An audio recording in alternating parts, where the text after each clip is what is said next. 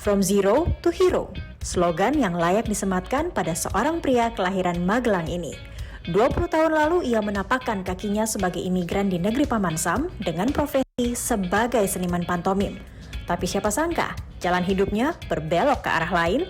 Dari Depok, kini ia sukses menjadi petani urban, teladan baru, warga kota Philadelphia. So I'm so proud of my husband saying that I'm going to feed my kids, I'm going to feed my wife. I'm not going to grow grass anymore in our tiny little urban farm in South Philadelphia. He took charge. He started Googling things. He started YouTubing things. He started going to Amazon to find all these seeds. And he worked so hard. Pemirsa, mengembara jauh hingga ke negeri Paman Sam, sosok yang satu ini tidak pernah menyangka akan menjadi petani sukses. Bahkan dia berhasil menginspirasi warga Philadelphia untuk bercocok tanam sayur mayur di pekarangan sendiri. Nah, karena keuletannya, kini dia populer dengan panggilan Syarif Pak Tani, mengembangkan lahan pertanian yang ia namakan Haikals Garden. Nah, ini mendapat sejumlah penghargaan dari pemerintah kota Philadelphia hingga menjadi pembicara di banyak kesempatan tentang urban farming dan mengajak masyarakat untuk mulai memikirkan soal ketahanan pangan. Dan siapakah sosok inspiratif saya hari ini? Langsung saja kita akan ngobrol dengan Syarif Saifullah di sini di People and Inspiration. Nah, ini dia nih pemirsa. Sudah bersama saya Pak Syarif Saifullah. Apa kabar Pak Syarif? Alhamdulillah, baik-baik juga. Alhamdulillah, Mas Rolando. Nah, ini luar biasa. Ini bagaimana Philadelphia hari ini? Waduh, dingin ya, dingin-dingin banget nih. Kalau orang Indonesia, terutama saya itu sering masuk angin gitu loh. Oh. Jadi bajunya selalu tebel, ini aja pakai baju tebal terus nih saya di rumah. Oke, baik. Jadi ini Pak Syarif kan sebetulnya dari Depok begitu ya. Depok dan akhirnya merantau ke Amerika di Philadelphia. Nah, ini sudah berapa lama di Philadelphia? Oke, saya itu lahir di Magelang. Oh, Magelang. Terus besar di Depok. Besar di Depok. Besar. Dan saya merantau tahun 2001. Jadi kurang lebih hampir 20 tahun ya. Hampir 20 tahun. Ya, 20 tahun. Oke. Nah, ini gimana perjalanannya ke sana, Pak, sejauh ini?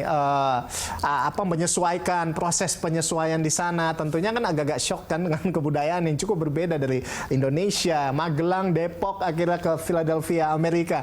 Nah, ini gimana proses penyesuaian di sana, Pak? Proses penyesuaiannya itu benar-benar untuk saya itu ya kaget, shock bener, culture shock pertama untuk kebudayaannya kan. Karena kan kebiasaan di Indonesia kan tentu akan beda dengan kebiasaan di Amerika ya. Jadi terutama makanan. Jadi saya selama 1 minggu tuh benar-benar saya sempat sakit tenggorokan. Pertama saya terbangnya kan di Los Angeles, jadi kita benar-benar in banget. Terus pindah ke Philadelphia, baru saya mulai adaptasi dengan lingkungan karena di Philadelphia banyak orang Indonesia dan banyak pekerja-pekerja Indonesia. Di Amerika itu selama 3 tahun saya kerja di pabrikan. Akhirnya saya lari ke restoran. Jadi saya lamanya itu malah justru di restoran, hampir 8 tahun. Nah, dari situ saya belajar masak. Tapi awalnya Bapak datang ke Amerika itu dalam rangka apa sebetulnya, Pak? Nah, saya waktu pertama datang ke Amerika itu bersama teman-teman. Jadi diajak, waktu itu saya masih kerja di LSM ya, di sebuah entertainment, nyoba kerja di Amerika. Akhirnya saya bekerja di Amerika, gitu Mas. Okay. Jadi awalnya sih sebenarnya nggak ada niatan untuk tinggal lama di Amerika. Oke. Bapak ini kan sudah mencoba macam-macam ya kan, tadi dari kuli itu segala macam, kerja di pabrik, akhirnya memasak gitu segala macam. Sampai akhirnya Bapak ini dikenal sebagai Syarif Pak Tani gitu ya di Philadelphia. Nah, ini gimana sampai akhirnya memutuskan untuk bercocok tanam di sana, Pak? Saya awalnya kan single, terus kebetulan saya nikah. Nah, mendapatkan nikah orang Indonesia itu Ibu Hani, Hani. Ada rumah kan, beli rumah, ya kan? Jadi rumah itu ada lahan. Lahannya itu kurang lebih 80 meter persegi, depan, samping, dan belakang. Terus saya berpikir, kalau saya punya anak juga kan, untuk makannya gimana nih? Selama ini kalau saya melihat anak-anak saya sekolah kan, banyak kan instan. Terus saya berpikir ada lahan kosong, kenapa saya nggak manfaatkan untuk sayur-sayuran? Nah, akhirnya saya manfaatkan tuh, lahan itu saya manfaatkan. Jadi 1 meter, 2 meter, 3 meter, 5 meter, sampai seterusnya, sampai habis baru saya tanam.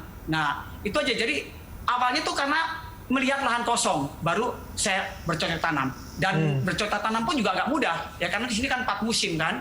Jadi banyak kegagalan lah gitu. 1 bulan pertama itu, waduh, saya benar-benar luar biasa capeknya ya. Terus juga 1 tahun juga setelah hasilnya juga berantakan. Kita nggak tahu karena saya belajar bertani itu kan otodidak.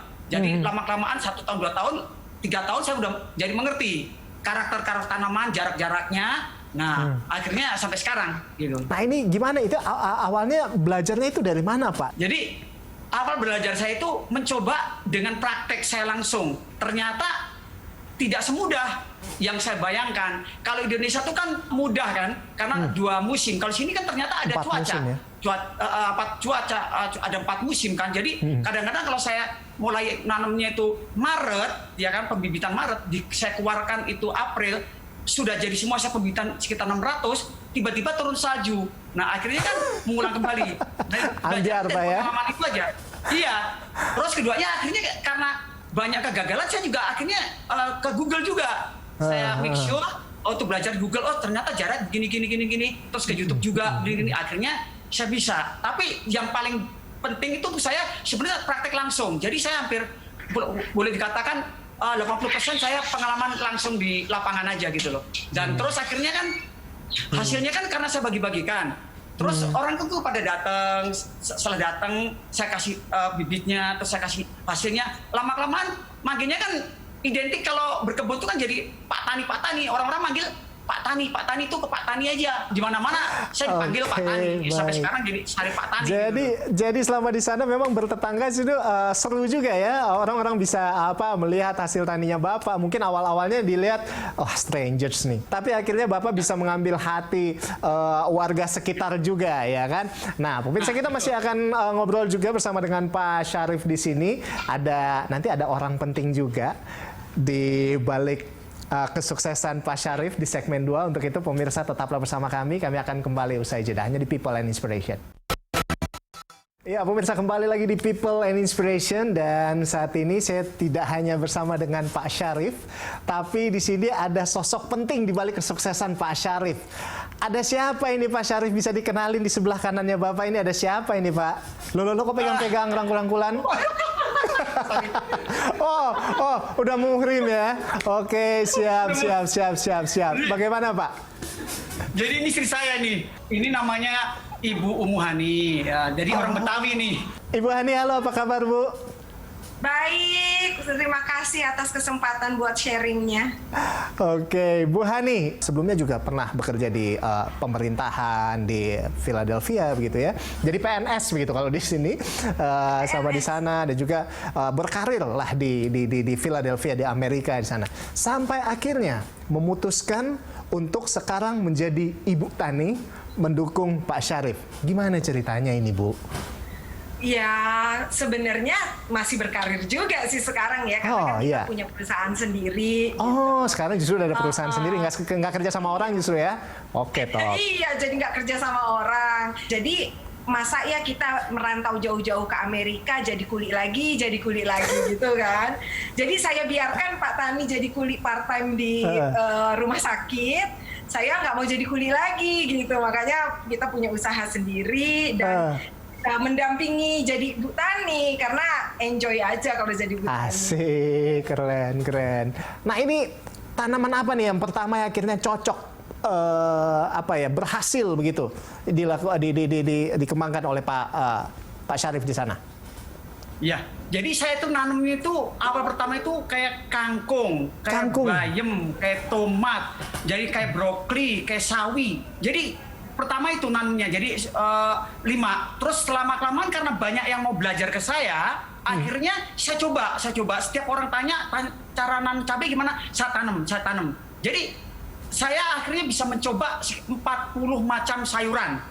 Jadi sayuran tropis ya. Itu yang juga, tropis asli Indonesia gitu ya Bu ya? Pak ya? Ya Indonesia, terus juga dari sini juga ada gitu loh. Karena sudah 10 tahun saya berkebun, bertani, saya nyoba sekarang hanya yang diperlukan aja. Tahun ini ada 6 macam yang banyak dikonsumsi oleh masyarakat, kayak kangkung, kayak sawi, kayak onion ya, daun bawang, cabai, pare. Nah itu yang banyak peminatnya. Dan mahal, kayak kangkung kan mahal. Tak tanem kangkung itu. Jadi ini Pak ya, bisa dibilang warga di sekitar Anda di Philadelphia itu tiap hari makanannya pare, kangkung dan lain-lain asli Indonesia itu Pak? Ya saya coba karena kan kebun saya Jos, juga banyak top. dikunjungi masyarakat, bukan Indonesia aja, tapi masyarakat Amerika juga, termasuk tetangga-tetangga saya orang bule, orang-orang Afrika Amerikan itu juga belajar. Jadi dia ngelihat kan nggak pernah nyoba makanan sauran Indonesia, tak kasih, ini apa? Dicobain gitu ya? Tak kasih aja, akhirnya dinyoba-nyoba dan seneng. Nah, tapi bibitnya saya gimana? kasih- Susah nggak sih Pak sejauh ini? Atau sama aja kayak yang di Indonesia? Bibitnya sih sama, cuman prakteknya itu cara penanamnya yang agak sulit, butuh kesabaran. Ada tantangan tidak tersendiri mudah, ya. saya. Oke. Jadi saya nanam tuh biasanya 600, 700 bibit, ya kan? Itu belum nanti bisa juga gagal, ya kan? Kalau gagal diulang lagi, jadi butuh kesabaran, betul kesabaran. Nah, kenapa saya nanam banyak? Karena kan stok saya misalnya ada 400, 200 itu nanti buat masyarakat yang datang, yang mau berkebun kan harganya mahal-mahal. Tomat aja $3 satu biji, ya kan teman-teman, daripada dibeli di store datang ke saya $3 satu biji gratis. Termasuk kangkung itu 3 batang $3. Bisa bayangin tuh makan pakai lumayan itu Pak. Kalau dijualin, dibisnisin tuh bisa cuan gitu ya kan? Tuh ya rezeki kan bukan dari itu, rezeki kan dari keberkahan orang datang aja. Itu adalah suatu bagi saya adalah rezeki gitu kan. Nah itu bagi saya itu Mas. Dan alhamdulillah tetangga-tetangga juga akhirnya banyak ngikutin. Tapi ada nggak sih kalau misalnya di tetangga-tetangga yang di Chicago, di negara bagian lain gitu, yang akhirnya kemudian untuk kenal sama Pak Syarif dan memilih untuk bercocok tanam di sana, minta dikirimin juga gimana? Banyak. Jadi banyak. awalnya pertama waktu tahun ketiga itu saya sangat sibuk banget karena banyak orang Indonesia yang tinggal di sini itu kan pengen berkebun, dan berkebun itu kan banyak kegagalan, susah. Tiba-tiba ada 4 musim dingin, caranya tekniknya belum tahu. Akhirnya tanya ke saya, akhirnya saya memberikan support termasuk bibit-bibit juga gitu loh. Oh ya nggak punya tak kirim. Menanam itu bukan hanya bibit juga, tapi juga bikin pupuk juga buatan saya sendiri.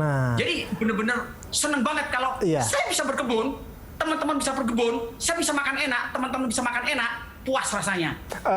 Pak Syarif, sampai akhirnya kemudian dengan apa yang Anda lakukan, mendapatkan beberapa penghargaan, diapresiasi oleh pemerintah pada saat itu. Bisa diceritakan apa aja, Pak, apresiasinya? Saya apresiasinya itu satu, pernah mendapatkan juga sebagai bapak teladan, ya alhamdulillah sih, mudah-mudahan amin, gitu, tetap teladan sampai umur kakek nenek. Nah, keduanya juga diapresiasi oleh pemerintah ini mendapatkan lahan, pernah mendapatkan lahan 600 meter. Jadi lahan 600 meter, Pak? Iya. Untuk apa itu, Pak? Untuk berkebun, untuk bercocok tanam. Jadi juga akhirnya diapresiasi juga jadi pembicara-pembicara. Ya istri saya di bagiannya nih. Kalau sudah pakai bahasa Inggrisnya yang was-was, jadi bicara-bicara di forum-forum internasional ya. Coba terangin deh istri saya. Iya, jadinya banyak dari universitas-universitas lokal, maksudnya lokal Amerika gitu ya, datang ke kita karena mereka sangat ingin tahu bagaimana seorang imigran bisa membuat urban farming yang sustainable gitu kan. Dan juga karena banyak imigran-imigran yang datang ke Amerika itu kan mereka terputus dengan rantai makanannya. Seperti kalau misalnya di Indonesia kita kan sering makan somai dengan parenya. Sementara itu di sini kalau kita pergi ke supermarket nggak ada tuh yang namanya pare, kecuali kita pergi ke supermarket Asia ya kan. Jadi di situ kita dijadikan studi gitu, bagaimana cara sebuah keluarga imigran bisa membuat kekangenan komunitas itu bisa menjadi lebih dekat dengan makanan dia sendiri gitu. Jadi mereka tuh melihat ini tren yang unik sekali gitu kan. Waktu itu kita pernah mengajarkan anak-anak dari Temple University, mereka datang, kita ajarkan buat gado-gado. Setelah itu dikenalin gado-gado, oke. Iya, mereka tuh kaget karena kalau misalnya gado-gado, kalau salad di Amerika itu kan rata-rata mentah ya kan. Sementara gado-gado itu kan kita di steam, direbus dulu. Nah itu perbedaannya. Dan kita kasih lontong juga kan. Dan lontongnya itu kan dibungkus oleh daun pisang. Pisang. Ya. Nah mereka tuh mau makan daun pisangnya juga karena mereka pikir daun pisangnya itu sayurannya gitu Bukan, loh. dikira lalapan kali, bukan ya? Iya, wah ini hijau juga gitu kan. Iya. Pak Syarif dan Ibu Hani, apa dampak positif yang kemudian dirasakan oleh keluarga sendiri? Kalau untuk saya pribadi dampak positifnya tuh saya merasa tenang dan merasa nyaman bisa berbagi. Wow. Kalau untuk saya terus terang enak banget karena tinggal keluar ke halaman belakang mau makan apa aja gitu kan. Jadi dan kita tahu apa yang kita tanam. Kalau Yeah. kita tanam sendiri kan kita tahu. Tahu makan sendiri, itu. ya, Kita tahu ya, ya, makanannya kangkung itu apa dan kita siramnya pakai apa. Wow, jadi ada kepuasan tersendiri gitu ya. Baik, jadi Bapak Tani sudah tadi ngobrol, ada juga Ibu Tani sudah ngobrol tadi. Nah, nama tamannya Haikal's Garden, alias itu anaknya dari kedua orang ini. Nanti kita akan ngobrol juga pemirsa, untuk itu tetaplah bersama kami, People and Inspiration akan segera kembali usai jeda di segmen berikut. Kembali lagi di People and Inspiration dan saat ini sudah bersama Pak Syarif. Wih, ada dua jagoan di sini nih pemirsa ya kan? Iya. Ada, ini yang pertama namanya siapa Pak? Ini nama saya Haikal. Oh, Haikal. Nah, yang satunya lagi? Ya, Itu? Putra. Putra. Haikal dan Putra. Wih, ini ini yang punya gardennya ini, pemirsa ya. Haikal's Garden. Ini Pak Syarif. Kenapa sampai akhirnya memutuskan nama tamannya itu Haikal's Garden? Waktu pertama itu kan saya kan bingung. Waktu itu pertama lahir kan ini, misalnya kan Haikal, terus apa yang bisa diingat dan supaya tetap saya bisa ingat namanya itu taman ini ya. Akhirnya saya pikir, wah ya udah ini aja, Haikal aja lah saya gitu. Jadi langsung ternakan namanya Haikal aja. Terus akhirnya Haikal Garden saya namakan gitu loh. Tapi gimana nih buat Haikal sama Putra? Apakah jadi suka bercocok tanam juga nggak? Iya, aku suka siramin tanamannya. Oh gitu. Jadi Haikal sekarang umur berapa? Umur 10. 10 tahun ya. Nah, yang Putra sekarang umur berapa? 9. Nah, ini teman-teman di sekolah pada tahu nggak kalau misalnya si Haikal ini punya kebun sayuran di rumah? Iya, Yang paling disukai itu nanam apa? tanaman tomat gara-gara manis. Oh, karena manis ya. Jadi Haikal dan Putra sering juga makan dari hasil nanamnya sendiri begitu ya? Iya, Jadi nanti ke depannya mau ikut jejak ayah nggak? aku nggak tahu deh, tapi cita-citaku jadi businessman. Businessman. Kalau Putra cita-citanya mau jadi apa nih, Put? Businessman. Businessman juga. Oh ya wes. Jadi nanti bantu-bantuin Bapak dan Ibu ya. Haikal dan Putra ya. Oke, kita kembali lagi ke Pak Syarif. Nah, Pak Syarif, jadi sejauh ini ketika Anda memulai gitu untuk berbagi, apa respon dari warga sekitar pada saat itu, Pak? Soalnya kan Anda kan pendatang, ya kan, imigran gitu. Terus di sana Anda bercocok tanam dan akhirnya Anda mau membagikan kepada orang lain gitu secara gratis. Lahan saya yang 80 meter persegi itu saya gunakan untuk berkebun tuh saya buat serapih mungkin. Jadi dilihat tuh biar enak, biar dipandang tuh enak. Jadi dilihat, masyarakat ya. Amerika di sini kan ada tatanan hukum kan ya, yang misalnya tuh ya udah ketat gitu. Jadi nggak bisa sembarangan aja. Jadi biar masyarakat tuh atau tetangga tuh lihat tuh biar seneng. Nah kemudian banyak memang yang tanya, kamu ngapain? Aku berkebun. Nah, saya nanam selain tanaman tropis juga tanam makanan sayuran orang Amerika yang suka. Kayak beet, kayak brokoli, kayak timun. Oh, iya. Itu yang saya bagikan kepada tetangga-tetangga sebelah saya. Belakang, jadi samping saya bagikan. Dan responnya benar-benar luar biasa. Dan sangat welcome dan positif. Karena terlebih dengan tomat cherry-nya ya. Saya banyak nanam tomat cherry. Amerika tuh kan banyak tomat cherry kan buat salad. Tak bagikan itu organik. Dia tuh seneng. Akhirnya respect. Dan akhirnya tiap tahun dia sering saya kasih dan dia akhirnya juga banyak yang bantu saya. Ada nggak sih nanti kepikiran untuk dijadiin komersil gitu, dibisnisin? Ya terus terang saya sampai saat ini saya belum, dan saya insya Allah mudah-mudahan pengen tetap berbagi ya. Insya Allah sampai kapanpun, sampai saya ajal tetap akan saya berbagi di Amerika. Nah insya Allah juga kalau saya pulang Indonesia juga saya pengen juga membangun di mana sebuah usaha. Pengen apalagi nanti bisa kerja sama pemerintah dan pengen berbuat sesuatu lah untuk bangsa negara gitu. Iya. Nah itu keren tuh. Pengen berbuat sesuatu untuk bangsa dan negara, buat tempat di mana Anda juga sekarang berada gitu. Tapi ini Pak, ada niatan nggak sih Pak ke depannya nanti misalnya, ini kan Bapak udah sejahtera di sana, udah sukses di sana, ngajak petani-petani lokal di Indonesia untuk sama-sama belajar di sana, mengembangkan usaha di sana gitu Pak? Oh gitu. Jadi kita di desa sendiri kan sudah banyak petani-petani milenial ya, dan saya juga sering jadi narasumber kan, dan saya banyak ikut grup-grup di komunitas-komunitas urban farmer atau pertanian yang dimana di situ banyak dilibatkan para petani-petani seluruh Indonesia, termasuk para pejabat-pejabatnya atau instansi terkaitnya ada. Dan justru di desa itu sekarang ini lagi digalakan urban farmer dan menjadikan petani itu dijadikan sebagai raja di negeri sendiri. Nah itu yang kita harus harus kita giatkan, ya kan? Jangan sampai nanti kita kekurangan pangan, sayuran, ya kan? Terutama di Indonesia ya. Saya pengen di Indonesia ya. Kalau di sini kan jelas kalau petani-petani kan sudah sentralisasinya itu sudah artinya gimana? Sudah pada mapan kan. Dan di Indonesia itu saya pengen digalakan banyak lahan-lahan yang kosong untuk dijadikan pertanian. Gimana komplek-komplek perumahan-perumahan di mana saja berada, termasuk komplek-komplek pemerintahan itu dijadikan semacam ada satu spot untuk urban farming. Jadi dia bisa beli tidak di luar, tapi bisa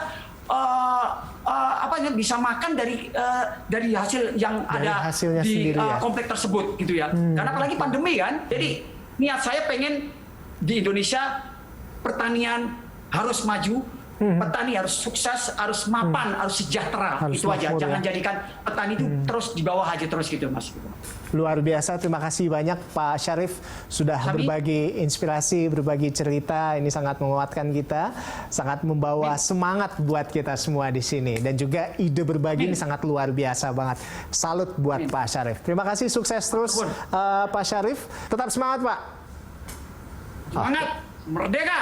Merdeka. Ya baik, demikian tadi saya sudah ngobrol dengan Pak Syarif. Ini luar biasa, jadi kekuatannya dia adalah kesabarannya dia untuk tekun. Dia memilih untuk tekun dan fokus terhadap apa yang dia kerjakan. Nggak cuma sampai di situ. Dari apa yang dia lakukan, ada satu mimpi terbesarnya adalah untuk berbagi banyak orang. Nah di sini ketika dia berbagi, ini membawa kepuasan tersendiri yang nggak bisa dibayarkan oleh apapun. Dan pemirsa, demikianlah People Inspiration saya hari ini. Saya Rolando Sambuaga. Sampai jumpa.